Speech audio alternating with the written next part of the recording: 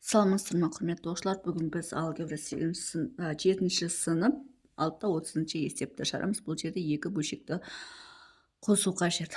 Бұл екі бөлшекті қосу үшін ортақ бөлім 4-ті аламыз. Сонда 4-ті 4-ке бөлсек, мұнда 1 түседі, 4-ті 4-ке бөлсек, мұнда 1 түседі. Сонда өзі жазылады. X азайту 3 плюс А плюс 1 деп. Сонда 4 X болады.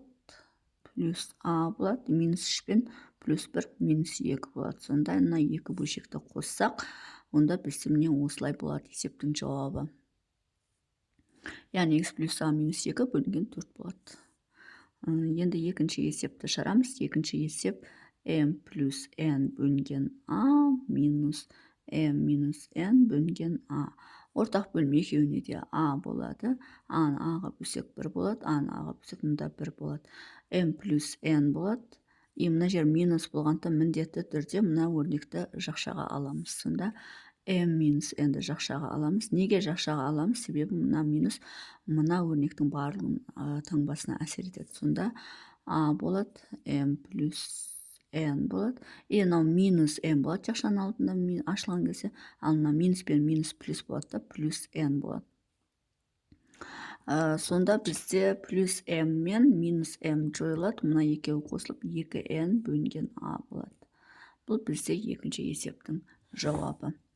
Енді үшінші есепті шығарамыз. Үшінші есеп бізде 5x қосу 1 бөлінген 2 азайту x бөлінген 2. Енді бұл жерде ортақ бөлім 2 болады. Мұнда 1 түседі, мұнда 1 түседі. 5x плюс 1 болады. Мына алдында минус пен минус x болады. Тең 5x-тен x алынып, бізде 4x қалады. 4x плюс 1 бөлінген 2 болады. Сонда үшінші есептің жауабы осылай болады. Төртінші есеп x минус 1 бөлінген 4 қосу x плюс 2 бөлінген 4 азайту x минус 3 бөлінген 4. Барлығына ортақ бөлім 4 болады. Барлығына 1 түседі, себебі 4-ті 4-ке бөлсек 1 болады.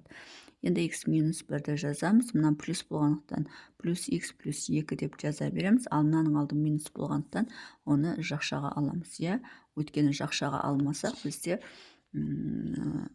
шатасу көп болады. Сондықтан міндетті түрде жақшаға алайық. 4 болады.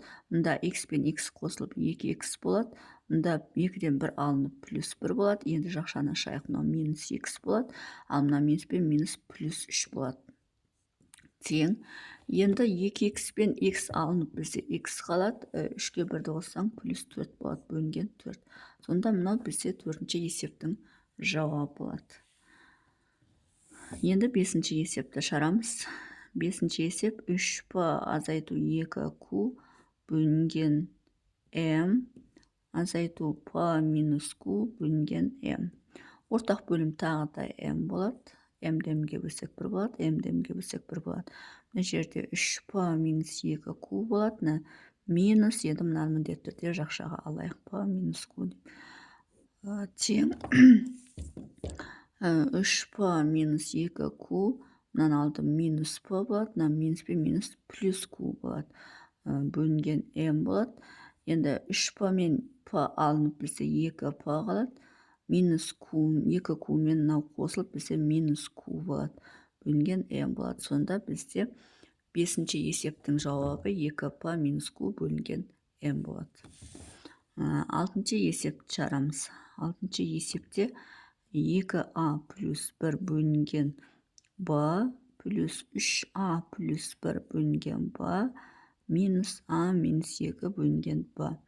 Барлығының ортақ бөлімі b болады. Сонда мынаған бөлсек 1 болады, мынаған бөлсек 1 болады, мынаған бөлсек, яғни b-ны b-ға бөліп тастасақ, бәріне 1 түседі. Енді 2a плюс 1 өзі жазылады. Мына жер плюс болғандықтан плюс 3a плюс 1 деп жаза береміз. Ал егер мына жер минус болатын болса, міндетті түрде мына өрнекті жақшаға аламыз. Сол кезде мына 2a мен 3a қосылып бізде 5a болады. Мына плюс 1 мен плюс 1 қосылып плюс 2 болады. Бөлінген b. Енді мына жақшаны ашамыз. Мына минус a болады. А мына минус пен минус плюс 2 болады. Тең. Енді 5a мен a алынып бізде 4a қалады. Плюс 2 мен плюс 2 қосып плюс 4 болады. Бөлінген b болады. Сондай Сонда алтыншы есептің жауабы 4а плюс 4 бөлінген б болады. Сонымен есептің шығар жолы осындай. Егер есептің шығар жолы түсінікті болса, лайк басып, комментарий жазып, каналыма тіркеліп кетсеңіздер болады.